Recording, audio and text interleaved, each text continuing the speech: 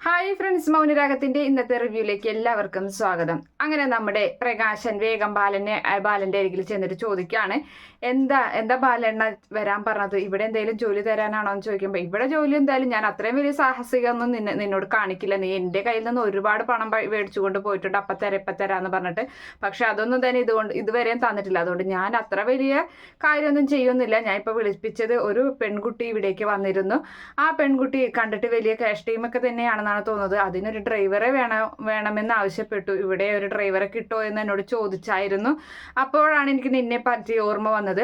അപ്പോൾ നിന്നെ ഞാൻ അതുകൊണ്ടാണ് വിളിച്ചു വരുത്തിയത് എന്ന് ചോദിക്കുമ്പോൾ പ്രകാശന് സന്തോഷമാണ്. പ്രകാശൻ പറയുന്നുണ്ട്, എന്തായാലും നന്നായി, അങ്ങനെയാണെങ്കിൽ എൻ്റെ അമ്മയെ വീട്ടിലിരുത്താലെ പണിക്ക് പറഞ്ഞയക്കേണ്ടല്ലോ, എവിടെയാ കുട്ടിയുടെ വീട്, എവിടെ ലോങ് വേണമെങ്കിലും ഞാൻ പൊക്കോളാം, എനിക്ക് പിന്നെ നന്നായി ഡ്രൈവിംഗ് അറിയാലോ എന്നൊക്കെ ഇങ്ങനെ പറയാണ്. അതിനുശേഷമാണെങ്കിൽ നമ്മുടെ രൂപയുടെ അരികിലേക്ക് ചന്ദ്രസേനൻ വരുന്നുണ്ട്. അങ്ങനെ താരയ്ക്ക് തൻ്റെ കുഞ്ഞിനെ കാണാൻ ഒരു അവസരം ഒരുക്കണമെന്ന് രൂപയോട് ആവശ്യപ്പെടുകയാണ് ചന്ദ്രസേനൻ.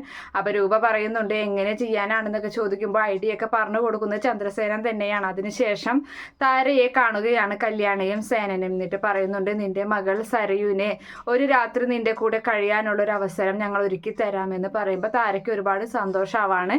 ഇനി ഇതുപോലത്തുള്ള ആവശ്യങ്ങളൊന്നും പറഞ്ഞ് വരരുതിട്ട് എന്തൊക്കെ പറഞ്ഞ് കളിയാക്കുന്നൊക്കെ ഉണ്ട് താരയെ.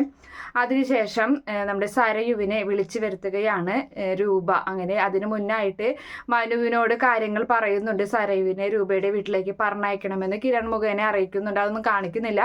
അങ്ങനെ സരയു വേഗം തന്നെ രൂപയുടെ അരികിലേക്ക് വലിയ സന്തോഷത്തോടു കൂടി ഓടി എത്തുകയാണ്. അപ്പോൾ രൂപയും ആ സമയത്ത് സ്നേഹമൊക്കെ കാണിക്കുന്നുണ്ട്. അതിനുശേഷമാണെങ്കിൽ അവൾക്ക് വേണ്ട ഭക്ഷണമൊക്കെ ഒരുക്കി വെക്കുന്നുണ്ട്. യാമിനിയൊന്നും അവിടെ ഇല്ല. പിന്നെ അവൾക്ക് രാത്രി സമയത്ത് ഒരു ഗ്ലാസ് പാല് കൊണ്ടു കൊടുക്കുകയാണ്. ആ പാലിൽ ഉറക്ക ഗുളിക ചേർത്തിട്ടുണ്ടായിരിക്കും. അങ്ങനെ നല്ല രീതിയിൽ അവൾക്ക് ഉറക്കം വരുന്നുണ്ട്. ആദ്യം നമ്മുടെ രൂപയുടെ മടിയിൽ കിടക്കുകയാണ്. അപ്പോൾ അവൾ പറയുന്നുണ്ട്, അയ്യോ എനിക്ക് നല്ല ഉറക്കം വരുന്നുണ്ട് ആൻറ്റി എന്ന് പറയുമ്പോൾ, എന്താ മോള് ശരിക്കും കിടന്നോ എന്ന് പറയുകയാണ്. ആ സമയത്ത് തന്നെ നമ്മുടെ ഇവിടെ സരയു എത്തിയത് പെട്ടെന്ന് തന്നെ സേനനെ അറിയിക്കുകയൊക്കെ ചെയ്യുന്നുണ്ട് രൂപ. പിന്നീട് സരയു ഉറങ്ങിയതിന് ശേഷം അവിടെയൊക്കെ നമ്മുടെ താരയും സേനനൊക്കെ വന്നു ചേരുകയാണ്. അങ്ങനെ താരയെ രൂപ കിടക്കുന്ന സ്ഥലത്ത് താരയെ കിടത്തുകയാണ്. താരയും സരയും കെട്ടിപ്പിടിച്ച് കിടക്കുകയാണ്. സരയു ഒന്നും അറിയുന്നില്ല. ആ സമയത്ത് താരയ്ക്ക് ഒരുപാട് സന്തോഷമാകുന്നുണ്ട്. തൻ്റെ മകളെ ഒന്ന് അരികിൽ കിടത്താനോ ഒന്ന് സ്നേഹിക്കാനൊക്കെ കഴിഞ്ഞതിൽ. അവളെ നെറുകയിൽ മുത്തം കൊടുക്കുകയൊക്കെ ചെയ്യുന്നുണ്ട് താര. പിന്നീടാണെങ്കിൽ രാവിലെ സരയു എഴുന്നേൽക്കുന്നതിന് മുന്നേ തന്നെയായി അവിടെ നിന്നും താരയെ പറഞ്ഞയക്കുകയും ചെയ്യുകയാണ്. സരയുവിന് ഇങ്ങനെ ഒരു സംഭവം നടന്നതുപോലും ഓർമ്മയില്ല. അതുകൊണ്ട് തന്നെ അവർ രക്ഷപ്പെടുന്നുണ്ട്. പിന്നീട് നമ്മുടെ താരയ്ക്കാണെങ്കിൽ അതിലൊരു വലിയൊരു സന്തോഷം തന്നെ ഉണ്ടാവുകയാണ്.